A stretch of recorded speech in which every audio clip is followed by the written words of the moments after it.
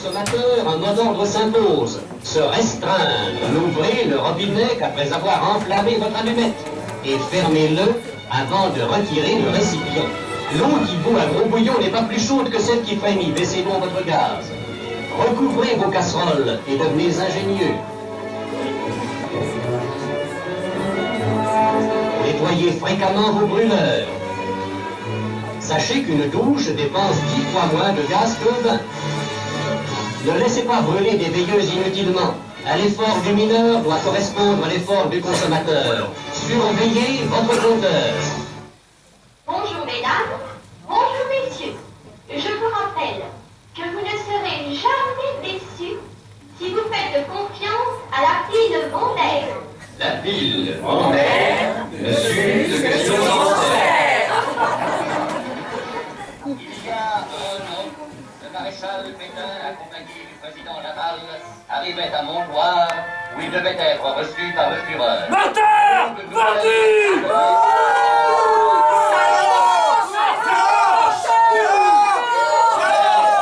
L'espérance, cet immense espoir, devait déchaîner bien des haines au-delà de nos frontières.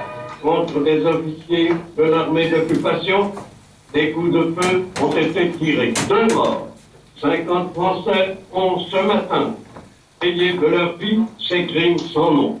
50 autres seront fusillés demain si les coupables ne sont pas découverts. Votre devoir est clair. Il faut faire cesser la tuerie. Aider la justice. Un coupable retrouvé et 100 Français sont épargnés. Message à l'intention du capitaine Servier, Londres. Aujourd'hui, avec Marcel et autres partisans, avance les troubles de l'ordre public au cinéma Le Voltaire. Aucun désordre ni arrestation à déplorer. Le mouvement de résistance s'amplifie.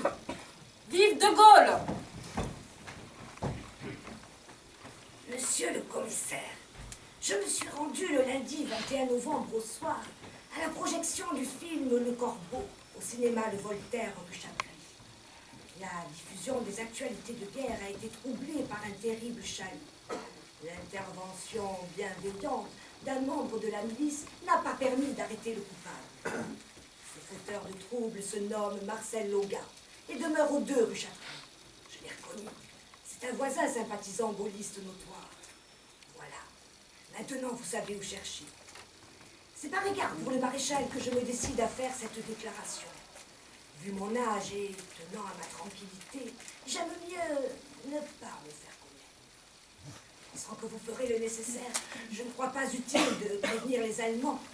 Il vaut mieux que cette enquête reste entre Français.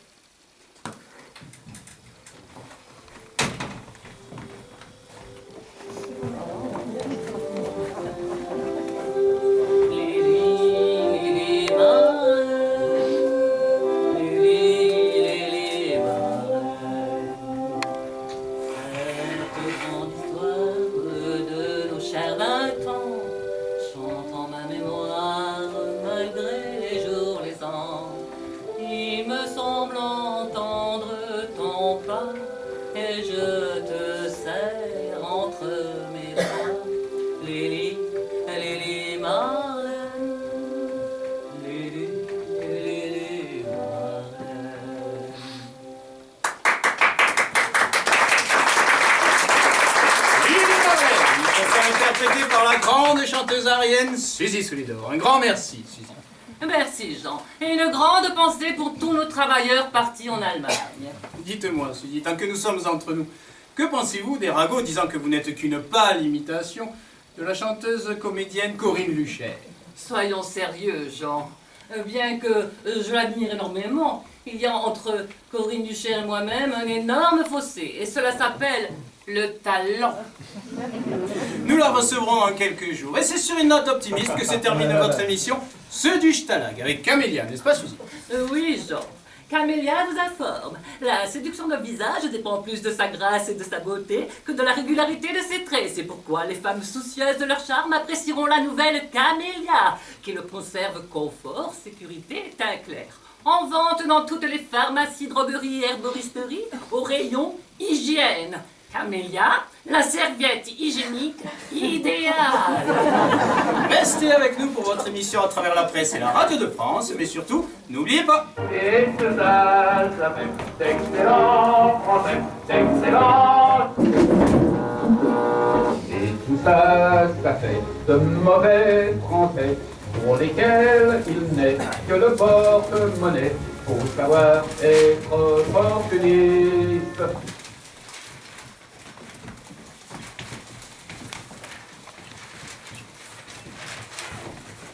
Je suis une fidèle lectrice de votre journal, que je considère à l'heure actuelle comme le seul hebdomadaire des travailleurs. Je vous écris pour vous exposer un cas qui m'a littéralement révolté. Le syndicat des locataires rue André Delsarte à Paris se livre à d'étranges pratiques. Ils ont embauché une Roumaine comme dactylo, après avoir mis une employée à la porte. Naturellement, elle est moins payée. Croyez-vous que l'on puisse tolérer encore longtemps de voir des Français au chômage, alors que les ennemis du pays trouvent facilement du travail ? Non, rassurez-vous, madame. Cela durera moins longtemps que les contributions. Nous allons demander instamment à M. Corion, président des syndicats de locataires, s'il est au courant de l'histoire et de s'en expliquer dans nos colonnes. Messieurs de la rédaction, je voudrais vous parler du cas du pseudo-chanteur Charles Trenet. Vous n'ignorez pas que son nom Trenet n'est que l'anagramme de Netter, et que Netter est un nom spécifiquement juif. Pour savoir si cela est vrai, nous aimerions connaître la généalogie de sa famille. Dans le cas où cette rumeur se révélerait exacte, je me demande quelles sont les protections qui permettraient à ce chanteur juif de venir nous narguer du haut d'une scène où il n'a rien à y faire. Que répondre à ça? Si ce n'est qu'il suffit de le regarder une fois pour être sûr de ses origines. Monsieur Trenet, nous demandons à voir votre généalogie, mais celle-ci ne doit pas s'arrêter à vos grands-parents. Il nous faut aussi les parents de vos grands-parents. Cela fait 14 noms, prénoms, dates et lieux de naissance à nous fournir.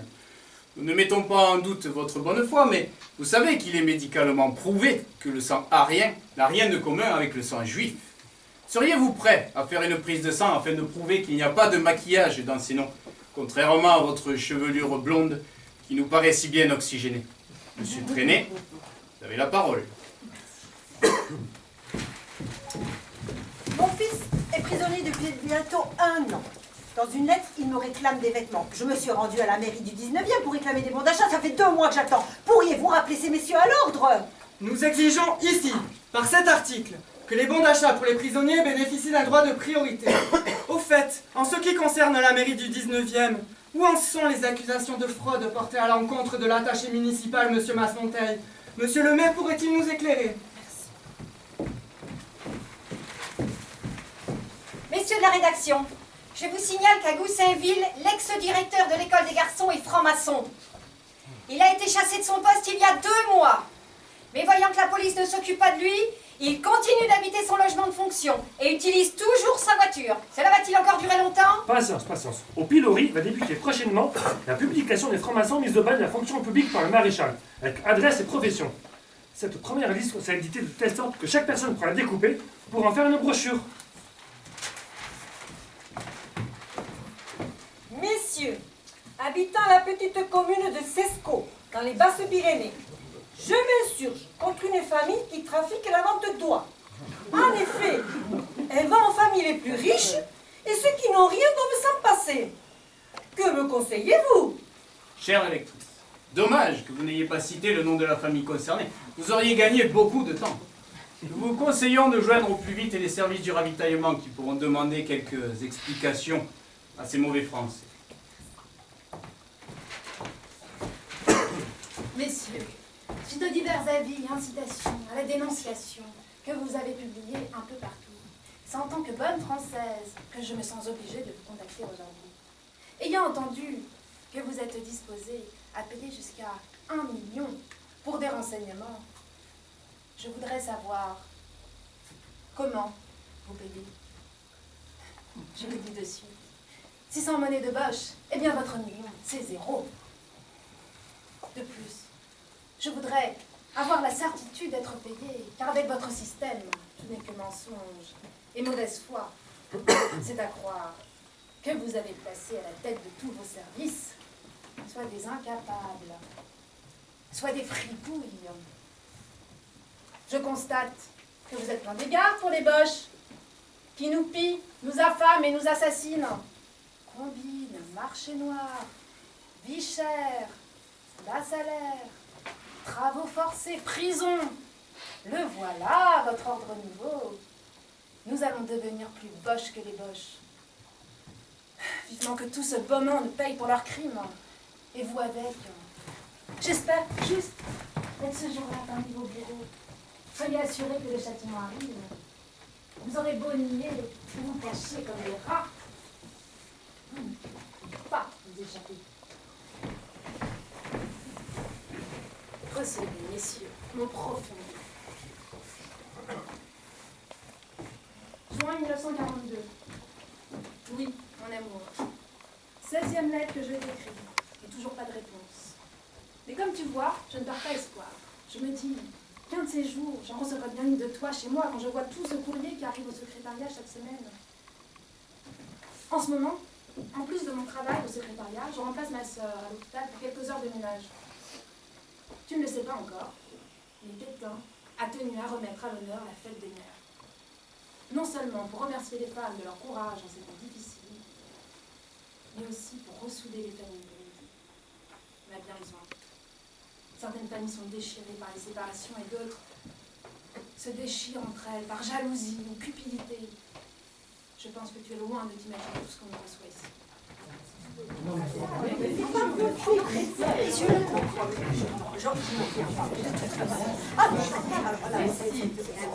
Madame Françoise Fény, 3 rue Félicien-David, Avignon.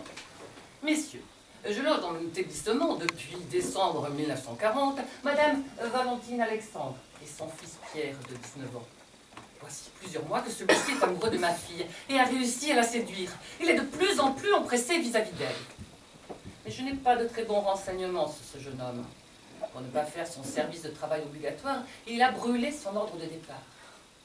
Pour mettre un terme à cette relation amoureuse, merci de l'éloigner d'elle le plus rapidement possible en l'envoyant de force là où est sa place.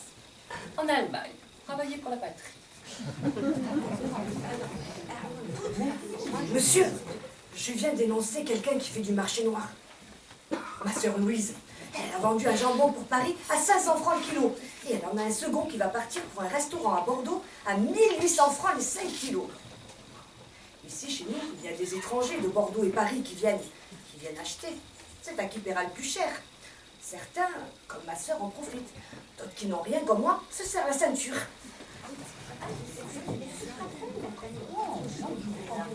Le 16 juin, mon voisin est décédé. Sans famille, ni héritier, il a laissé par testament à ma belle-sœur une fortune, près d'1 million de francs, ce qui est énorme. Je me suis pourtant occupée de ce monsieur durant les derniers mois précédant son décès. Et je n'ai rien eu. Je vous signale que ma belle-sœur protège des francs-maçons dans sa famille. Cette secte ne serait-elle pas interdite? Serait-il possible pour moi, si vous emprisonnez ma belle-sœur, de récupérer cet héritage?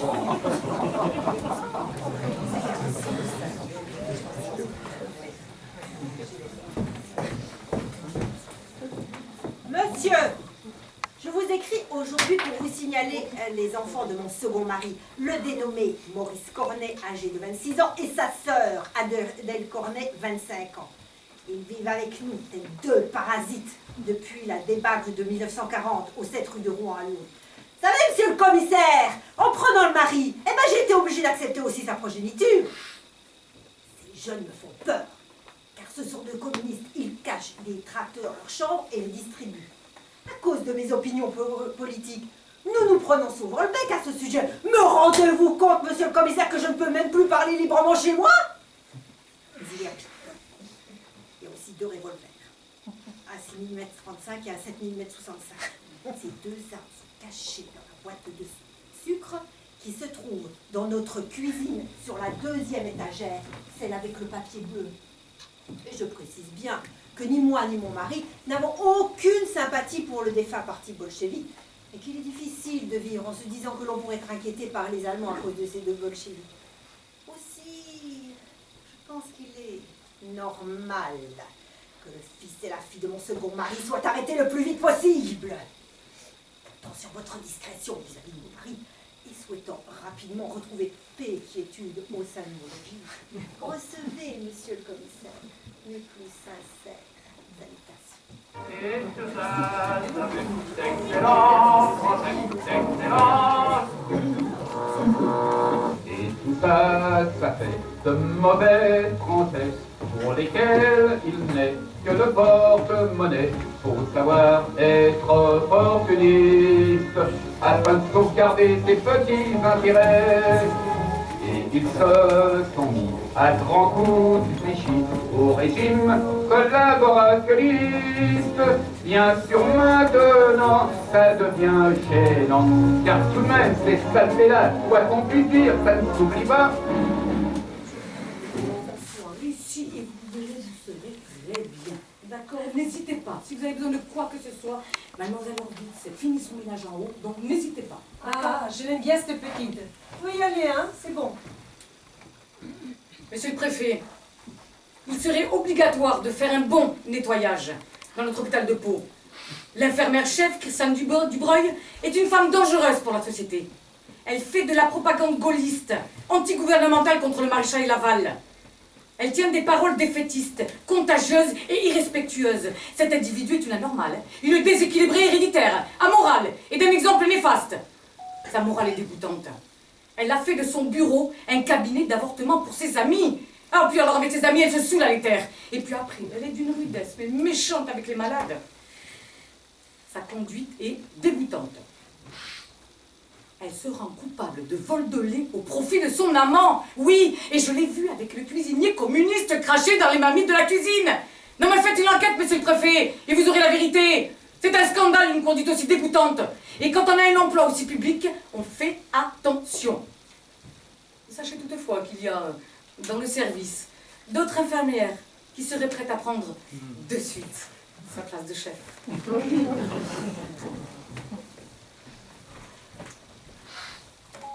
Monsieur le maire, je tiens à vous dire que j'ai 68 ans. Je vous écris ces deux mots du temps que mes enfants sont sortis, car s'ils savaient que je vous dis tout ce que je sais, eh bien, ils se fâcheraient après moi. Je vous préviens qu'il est arrivé dans ma rue, la rue de Lâche, deux dangereux personnages. Des réfugiés extrêmement dangereuses. Ce sont de langue de vipère, les sœurs Horvitz, des réfugiés.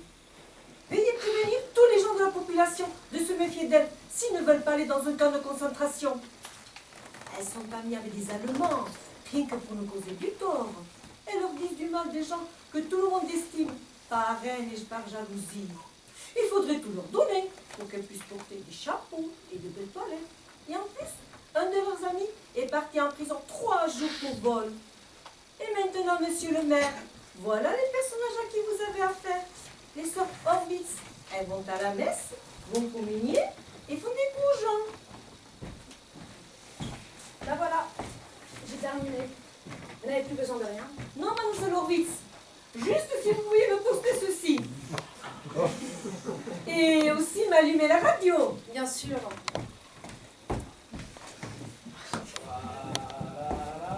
À demain. À demain, mademoiselle Horvitz. Le bonjour à votre sœur. C'est pas beau, banal, c'est pas beau, banal, avec un bout de qui hop là, si vous voulez savoir ce que mon cœur pense ce soir, en chantant comme ça, c'est pas beau, banal, c'est notre espoir. Retour de Maurice Chevalier sur les ondes de Radio Paris avec notre espoir. À suivre sur Radio Paris à 15h15, la voix de la France, tribune politique et militaire. 16h, le coffre aux souvenirs. 16h30, la France coloniale. 17h, protégeons nos enfants.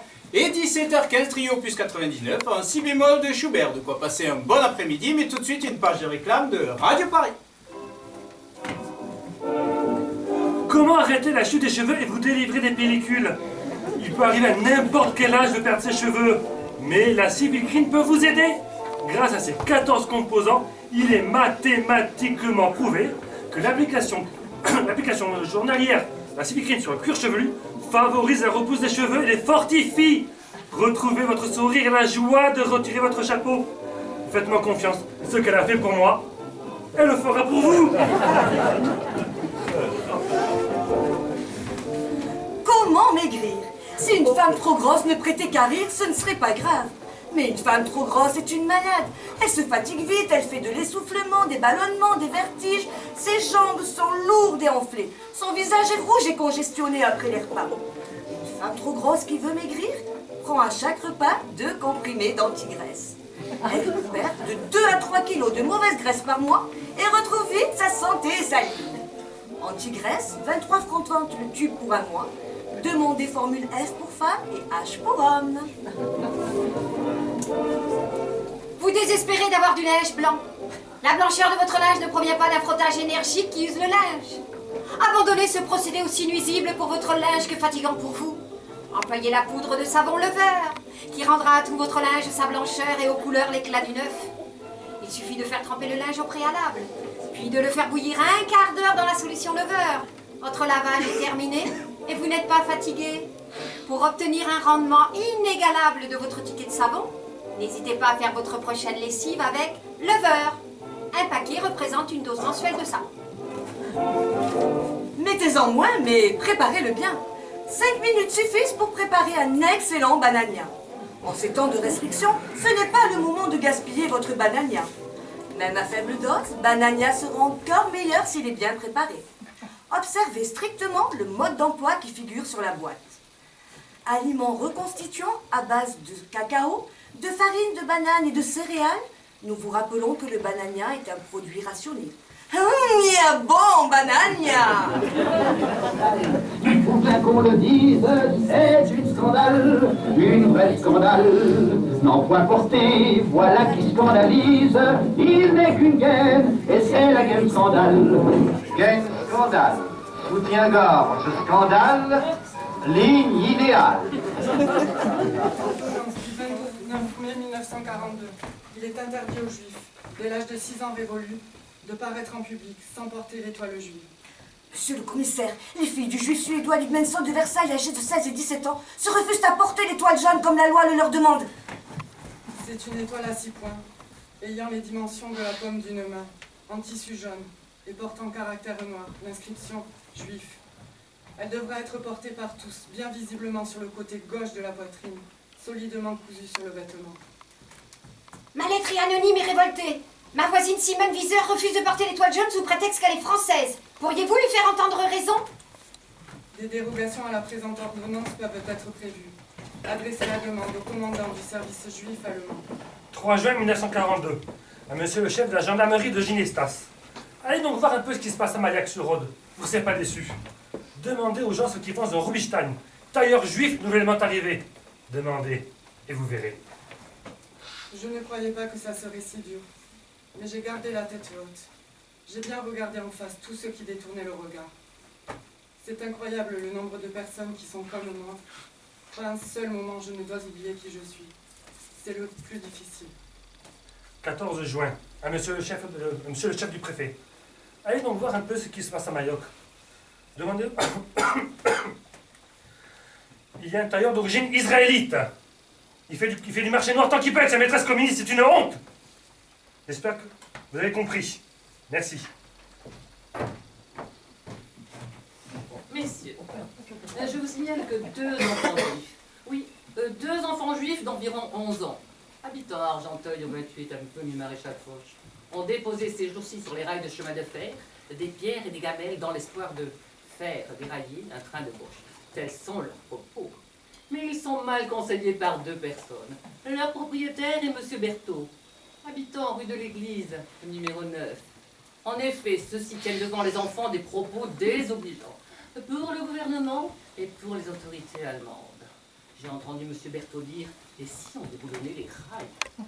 Mais ces 2 monstres d'enfants juifs ne réfléchissent pas qu'il y va de la vie de milliers de travailleurs. Il n'y a pas que des Allemands qui voyagent. Ah, au fait, je vous les signale, afin qu'ils ne commettent pas d'autres méfaits. Signé une Française. 24 juin. On se fout de moi! J'étais prévenu plusieurs fois, on se fout de moi! Et je tiens à vous prévenir d'un fait grave. Il y a à Mailhac un tailleur d'origine israélite qui est réfugié et résistant. C'est une honte! Il achète des tissus au marché noir et le revend des prix fous! Et nous, Français, nous devrons nous laisser faire! Ils vendent des costumes 3 000 à 5 000 francs!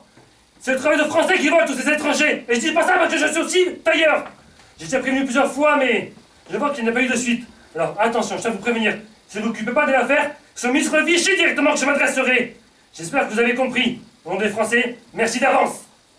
Il s'appelait Blumenthal, il était né où je pense, ça fait que c'était fatal. Il vint un beau jour en France, il fit venir l'oncle Abraham, avec sa femme, et puis la tante Sarah, avec Rebecca, il fit venir le cousin Lévi, le cousin Élie, puis Jacob et Mardoché, bonheur rêvé, et tout en gesticulant, criant et baragouinant, tous ces youfins affamés, commencèrent à s'empiffrer à nos dépens.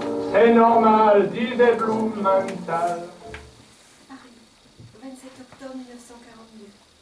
Madame Louise Seurat à Monsieur le commandant du service juif allemand, 31 bis à Bufoche, Paris. Monsieur, suite aux nouvelles lois récemment promulguées, je me permets de solliciter de votre haute bienveillance une dérogation pour le port d'étoiles jaunes de mon mari, Émile Seurat, né le 7 septembre 1913 à Paris, français, d'origine israélite par sa mère, marié à Paris le 29 juin 1935, pharmacien exerçant dans une officine française depuis le 4 juin 1932. Nous avons un fils, né en 1939, baptisé catholique, inscrit dans une école chrétienne. J'affirme par cette lettre que mon mari ne pratique pas la religion juive.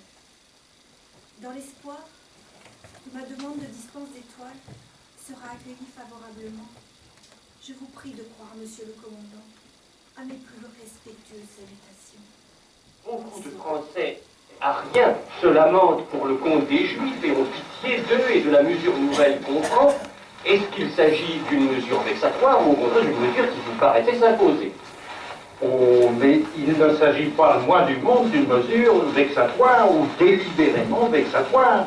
C'est une simple mesure de défense des Français contre des étrangers à leur race qui ont envahi silencieusement notre sol, mais d'une façon fort tenace, et ils sont venus surtout pour profiter, et très peu pour travailler réellement.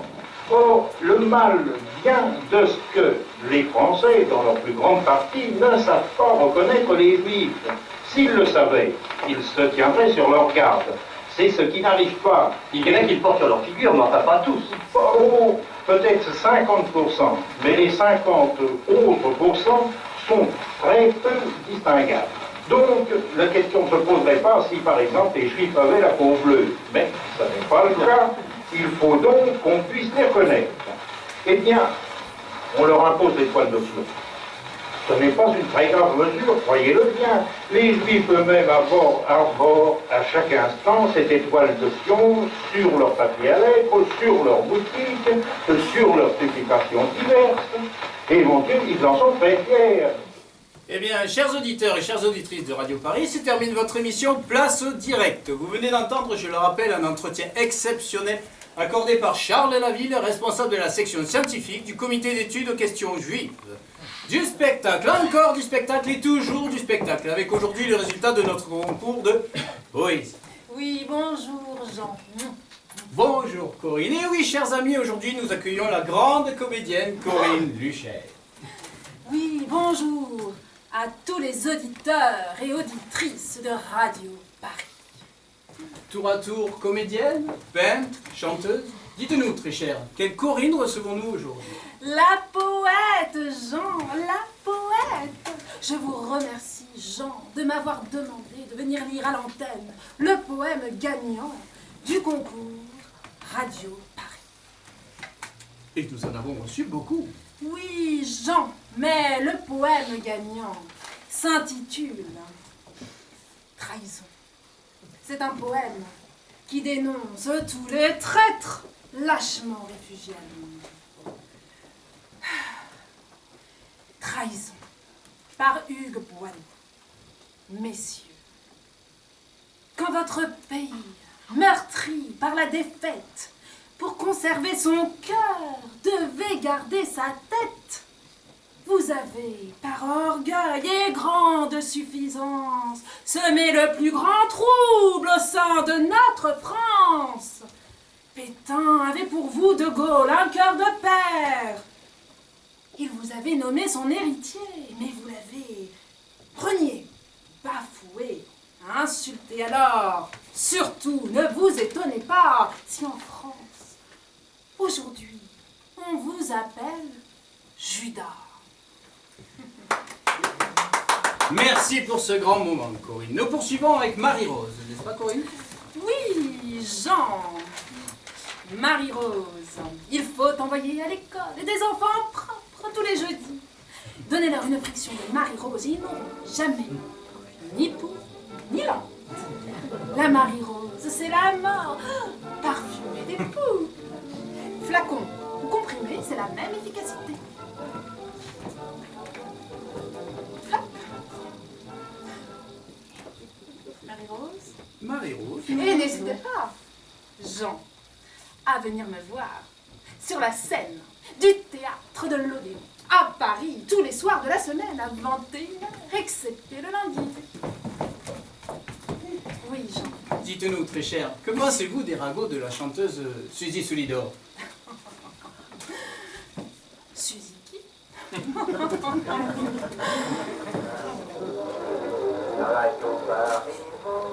Radio Paris est allemand. Radio Paris ment. Radio Paris ment. Radio Paris est allemand.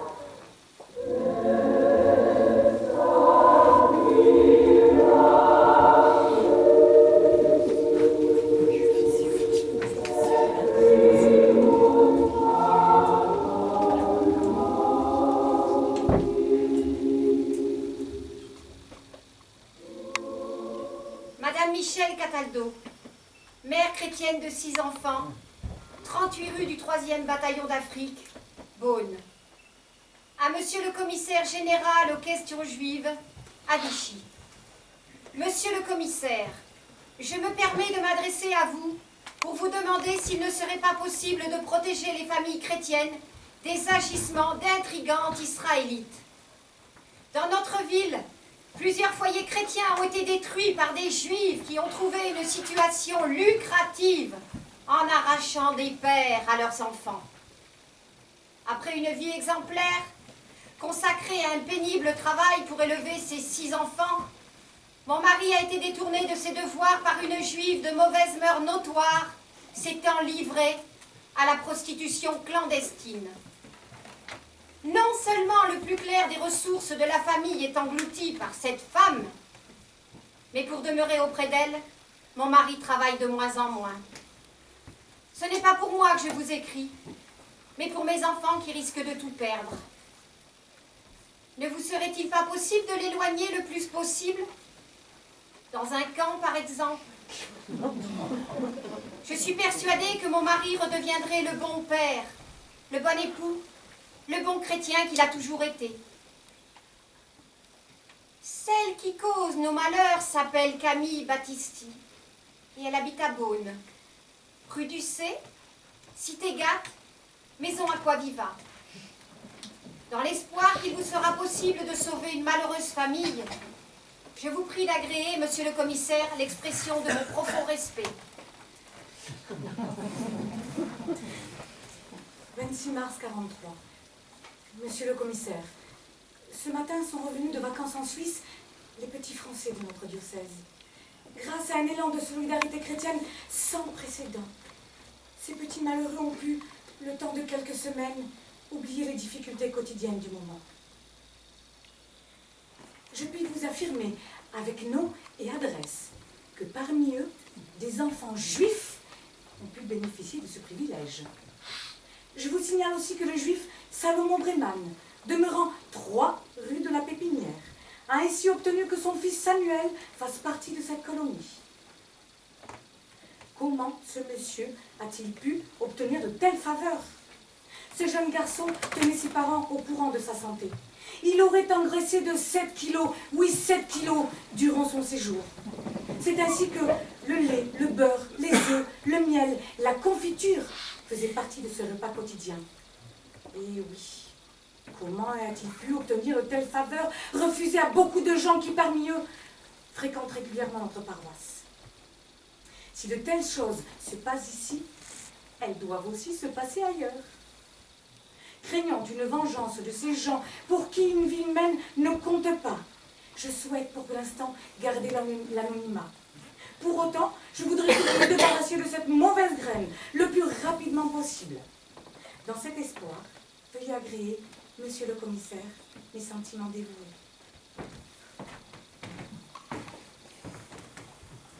Bien cher frère, il y a une morale chrétienne, il y a une morale humaine qui impose des devoirs et reconnaît des droits.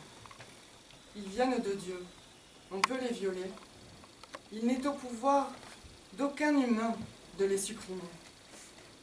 Que des enfants, des femmes, des hommes, des pères et des mères soient traités comme un vil troupeau. Que les membres d'une même famille soient séparés les uns des autres et embarqués pour une destination inconnue. Il était réservé à notre temps de voir ce triste spectacle. Pourquoi le droit d'asile dans nos églises n'existe-t-il plus? Pourquoi sommes-nous des vaincus? Dans notre diocèse, des scènes émouvantes ont lieu dans les camps. Les Juifs sont des hommes, les Juives sont des femmes, les étrangers sont des hommes, les étrangères sont des femmes. Tout n'est pas permis contre eux, contre ces hommes, contre ces femmes, contre ces pères et ces mères de famille. Ils font partie du genre humain. Ils sont nos frères, comme tant d'autres. Un chrétien ne peut l'oublier. France, patrie bien-aimée, France, qui porte dans toutes les consciences de tous les enfants la tradition du respect de la personne humaine. France, chevaleresque et généreuse, n'en doute pas, tu n'es pas responsable de ces horreurs. Recevez, mes bien chers frères, l'assurance de mon affectueux dévouement.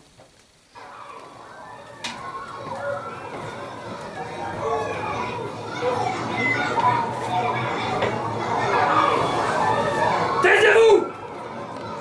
Taisez-vous! Vous pouvez vous asseoir. Aujourd'hui, dans le cadre du rapprochement avec les vainqueurs voulus par le maréchal, je vous ai choisi un problème mathématique posé dans les écoles allemandes. Par vos bons résultats, vous avez prouvé que les écoliers français n'ont rien à envier aux écoliers allemands. Vous pouvez retourner la feuille devant vous, je vais lire. Un aliéné coûte quotidiennement 4 marques. Un invalide, 5 marques 50. Un employé, 3 marques 65. Un apprenti, 2 marques. Faites un graphique de ces chiffres. Une estimation prudente a montré qu'en Allemagne, il y avait environ 300 000 aliénés épileptiques dans les asiles. Combien coûtent annuellement ces 300 000 aliénés et épileptiques? Combien de prêts aux jeunes ménages allemands de 1000 marques pourrait-on faire si cet argent était économisé?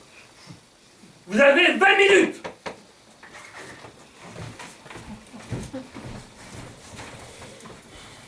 Messieurs, le 1er juillet dernier, mademoiselle Ernestine Fichet est venue occuper un logement dans mon immeuble.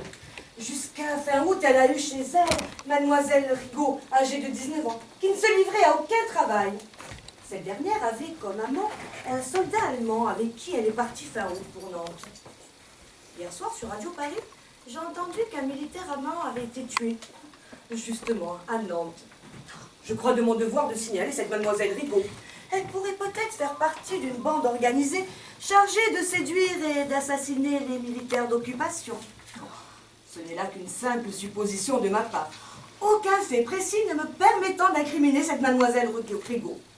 Mais dans le doute, il vaudrait mieux l'interroger. Cela ne coûte rien. Voici les faits, messieurs. Tant mieux s'ils disent vrai. Tant mieux encore s'ils disent faux. Ne croyez pas que j'écris ces lignes par fanfaronnade ou par vengeance. Oh non, non, non. Non, non, ne croyez pas ça. Car cela me coûte beaucoup. J'ai horreur de la délation. Nous avons reçu récemment le courrier daté du 16 janvier 44 provenant de 2 femmes de ménage ayant récemment travaillé au camp de Baume-la-Rolande. Ce courrier n'est pas daté, mais le problème n'est pas là. Plutôt qu'un long discours qui ne ferait que lasser le lecteur, nous préférons vous en livrer le texte en intégralité. 16 janvier 1944, Baume-la-Rolande. De nombreux communistes, youths et francs-maçons ont été parqués en camp de concentration. Ce n'est pas suffisant.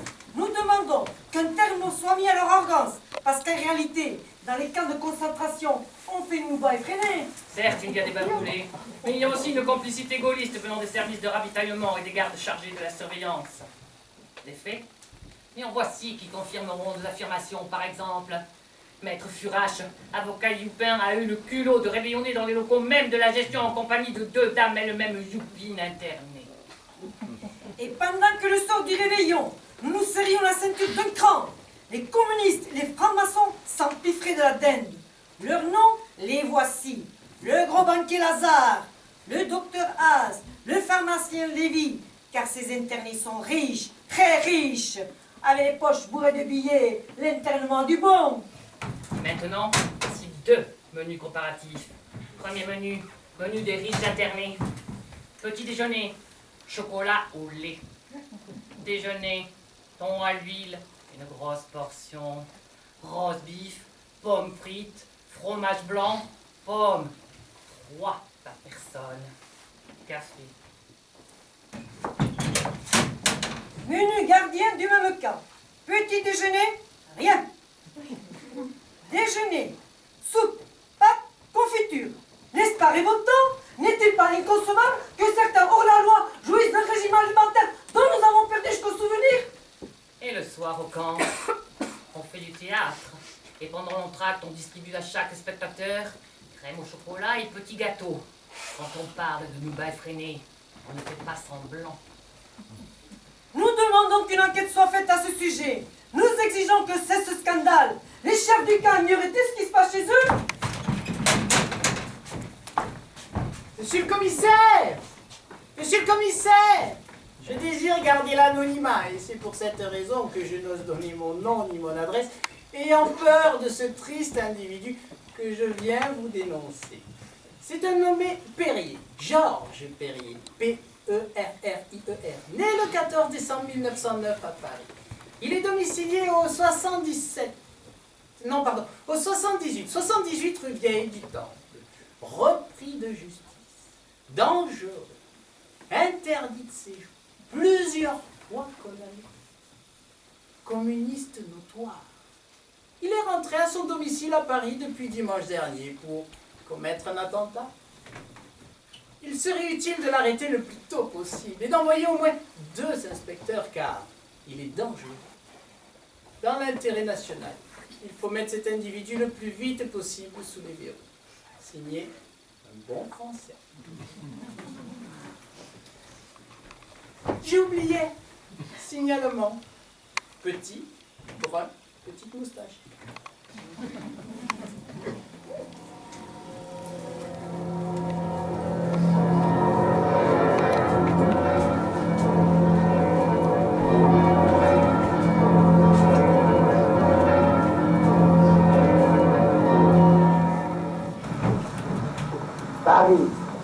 Paris outragé, Paris brisé, Paris martyrisé, mais Paris libéré, libéré par lui-même, libéré par son peuple avec le concours.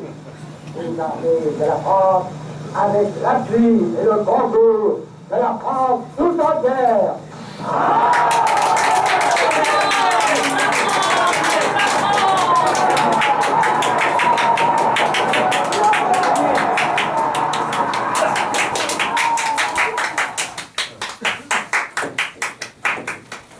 Pour avoir dénoncé André Balu, 54 ans, chauffeur demeurant à Choisy-le-Roi, avait dénoncé son voisin qui possédait un fusil et qui fut condamné à 9 mois de travaux forcés. Hier, la Cour de justice a condamné Balu à 5 ans de prison. Le tribunal de justice de la Seine a condamné à mort une mère de 4 enfants, Marguerite Lecor. Elle est rentrée en relation avec le commandant turc et a dénoncé par vengeance une voisine qui hébergeait 2 résistants. Jean l'héritier, professeur de philosophie récemment arrêté, vient de subir son premier interrogatoire. Monsieur Olmy, juge d'instruction, lui a demandé des explications, tant sur sa collaboration avec le journal antisémite La Gerbe que sur ses relations avec le réseau Gestapo. Roger Fouchot, membre d'un groupe de résistants, a accepté les offres des Allemands et a dénoncé plusieurs de ses anciens camarades, dont 2 furent exécutés. Il a été condamné à 15 ans de prison. Devant la cour de Marseille a comparu hier soir Lucien Casabo, notaire, à qui l'on reproche d'avoir dénoncé 30 juifs. Il a été condamné à mort. Cécile Bernard, agricultrice habitant dans Lyon, a dénoncé en décembre 40 son fils Camille et son mari Henri, qui tous deux détenaient des armes. Elle n'a été condamnée qu'à 10 mois de prison. Pour avoir dénoncé un résistant et toute sa famille, M. Gratiné, imprimeur, fut condamné à 8 ans de travaux forcés. Pour avoir dénoncé 5 parachutistes qui avaient atterri en pleine nuit, Paul Coutador a été condamné à 5 mois de travaux forcés. Auteur de plusieurs dénonciations, l'ex-sous-préfet de Sens a été condamné à 20 ans de travaux forcés. La Cour de justice a condamné à mort Roger Cottiol, 21 ans, étudiant, qui avait livré 4 résistants. Simona S., une dénonciatrice amie d'un Allemand surnommé le bourreau de Fontainebleau, a été frappée de la peine de travaux forcés à perpétuité. La dénommée Michel Gournet, qui fit arrêter à Pau une quinzaine de patriotes et même sa mère, a été condamnée à mort.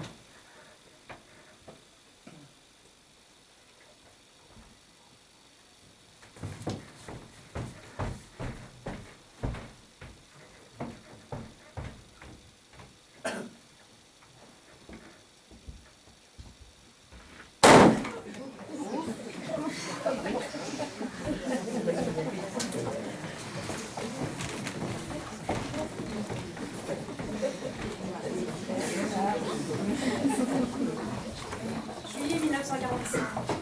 Louis, mon amour, j'aurais tant envie de te dire combien les choses ont changé. Combien un vent de liberté souffle sur nous tous. Malheureusement, ce n'est pas encore le cas. De nouveaux courriers arrivent chaque jour au secrétariat, remplaçant implacablement les anciens. Monsieur, j'ai débuté le 6 mai 45 comme coiffeuse chez Monsieur Lorenzo, 11 rue Pinel à Paris. Conformément aux instructions de la radio qui disait que la fête de la victoire durerait du 8 au 9 mai, je ne suis pas allée travailler, bien que le salon soit resté ouvert. Eh bien, à mon retour, j'ai été traitée de paresseuse par mon employeur, qui m'a demandé ma blouse et m'a licenciée. Ce renvoi abusif démontre bien que mon italien de patron, parce que c'est un italien, ne veut pas admettre la victoire française, si ardemment souhaitée par le peuple français. Il se venge sur moi, prouvant ainsi qu'il souhaitait la victoire allemande. Des patrons comme lui devraient être épurés. Je ne demande aucune indemnisation. Mais la fermeture de son magasin et la confiscation de ses biens. Messieurs, le français a la mémoire courte, mais il y a des choses que l'on n'oublie pas. Pourriez-vous vous pencher sur des archives de la radio en date du 19 novembre 1943 ? Il me semble en effet me souvenir que la collaboratrice notoire Corinne Lucher y a fait une éloge plus que douteuse du défunt régime de Pétain. Cette pseudo-actrice, pseudo-poète, pseudo-chanteuse, a lu sur les ondes un poème critiquant le général de Gaulle et son gouvernement. Mais quelle honte! Quelle déchéance! Certains artistes, que moi-même, ont semblé adhérer au gouvernement et occupants. Mais ce n'était que résistance et faux semblants.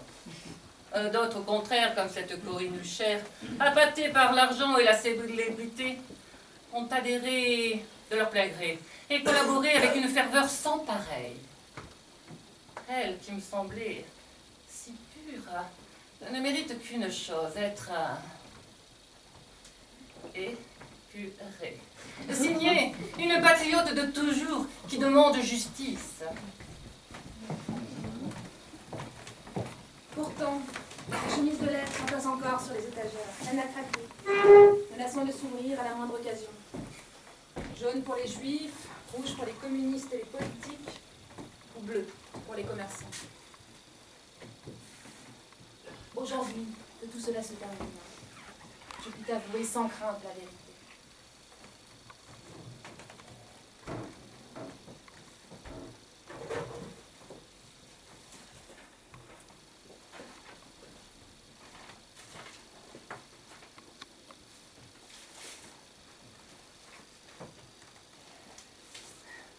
suis désolée de ne pas en avoir intercepté plus en 4 ans.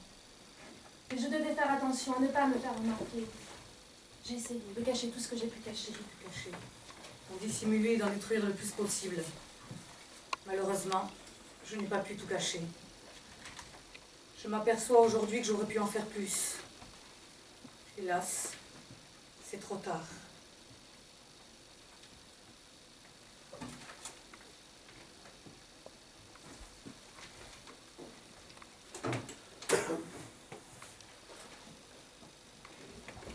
Laurence? Laurence? Laurence? Bon, ben ils sont tous partis, hein. Ils pensaient que tu leur faisais la gueule. T'aurais pu faire un effort, même si je sais que la famille, tu t'en fous. Assieds-toi. Et il faut que j'aille ranger. Non, assieds-toi, s'il te plaît.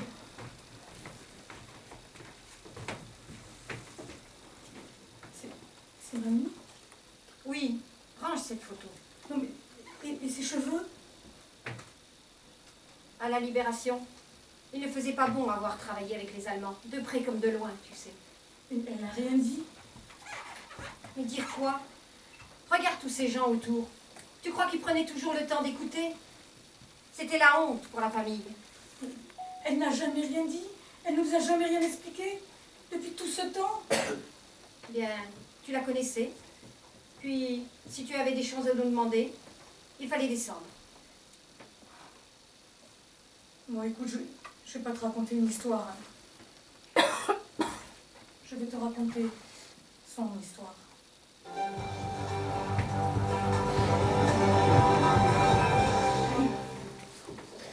Madame, Monsieur, bonsoir. Tout d'abord, cette affaire de dénonciation à Besançon révélée ces derniers jours sur Internet. Une assistante sociale a récemment dénoncé à la police un sans-papier hébergé chez une femme où elle intervenait. Les raisons de cette dénonciation restent pour le moment obscures, mais le procès verbal de sa déclaration, dévoilé sur le net, provoque de vives réactions. Wafadaman Jean-Marie Bavrel. L'affaire a été révélée par ce blog, maîtreolas.fr. Il publie l'intégralité du procès verbal. L'assistante sociale s'est rendue le 10 juin au poste de police de Besançon. Elle dénonce la présence d'un sans-papier au domicile d'une femme chez qui elle intervient. Le jeune homme est en fait son demi-frère. Interpellé le 24 juin, il sera libéré par le juge des libertés de Besançon. Il nous paraît tout à fait scandaleux qu'une assistante sociale trahisse sa mission d'assistance, viole le secret professionnel en allant dénoncer à la police de sa propre initiative, alors que rien ne lui oblige, une personne sans papier dans la famille dont elle s'occupe. C'est quelque chose d'ahurissant et d'extrêmement inquiétant pour toute la population française, parce qu'une société dans laquelle les gens se dénoncent les uns les autres et dans laquelle le pouvoir a besoin de la délation pour appliquer sa politique, c'est une société et un État qui vont très mal.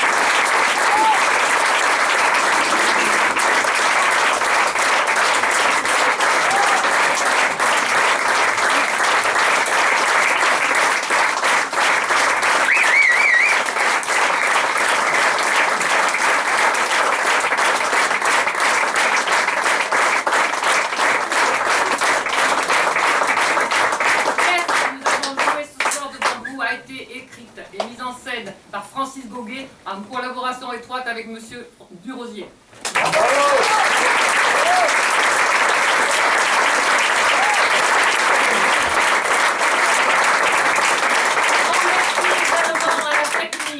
Avec au son Julien et à la lumière Alyosha.